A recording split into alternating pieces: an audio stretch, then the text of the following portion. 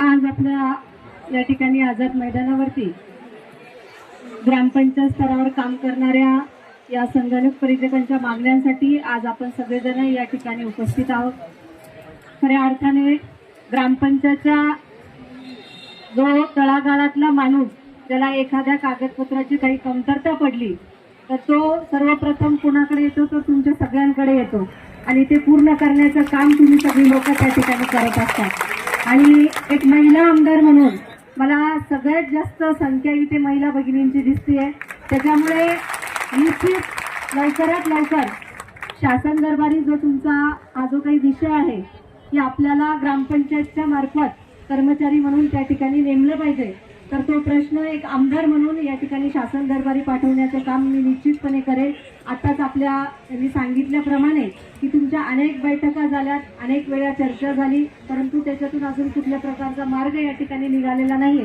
परंतु मी आपल्याला सांगू इच्छिते, मी नवीन आमदार आहे, पहिल्यांदा आपल्या सगळ्यांच्या भेटीला आले, परंतु आज काय होतं आणि उद्या परवा मला जेव्हा केव्हा हा प्रश्न विधानसभेत मांडण्याची संधी मिळेल, येत्या 2 दिवसात मी तो हा प्रश्न विधानसभेत मांडते।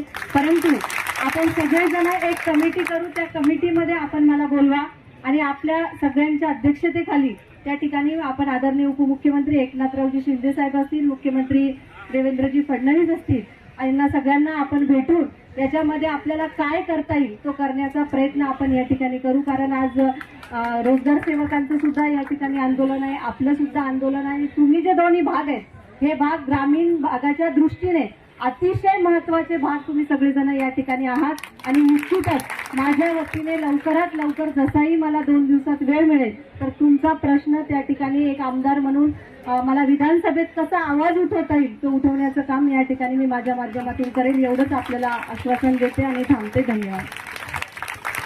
धन्यवाद ताई, आपण निश्चितच आमचा प्रश्न आपणास माहित आहे त्याप्रमाणे आपण या ठिकाणी आम्हाला जाहीर पाठिंबा दिला।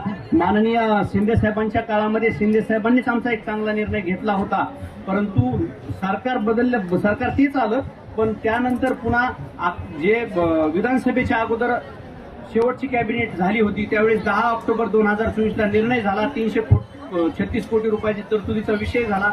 माननीय श्रीकांतजी शिंदे साहेबांनी सुद्धा आमची बैठक जालन्यामध्ये घेतली होती, त्यावेळेस त्यांनी हा विषय पुढे आणला होता, पण प्रशासनातल्या काही अधिकाऱ्यांनी 336 कोटीची तरतूद कॅबिनेटला होऊन ती GR मध्ये प्रत्यक्षात येऊ दिली नाही किंवा आली नाही, त्यामुळे संगणक परिचालकाचा हा प्रश्न पाठीमागे पडला। आपल्या माध्यमातून माननीय शिंदे साहेबांना, माननीय मुख्यमंत्री साहेबांना बोलण्याचा आपण शब्द दिलाय, हा पण विषय त्यांच्या निवेदनात आम्ही इन्क्लूड केलेला आहे। त्याप्रमाणे आपण आमच्या मागणीला न्याय देण्यासाठी प्रयत्न कराल हीच आपल्याकडून अपेक्षा। धन्यवाद।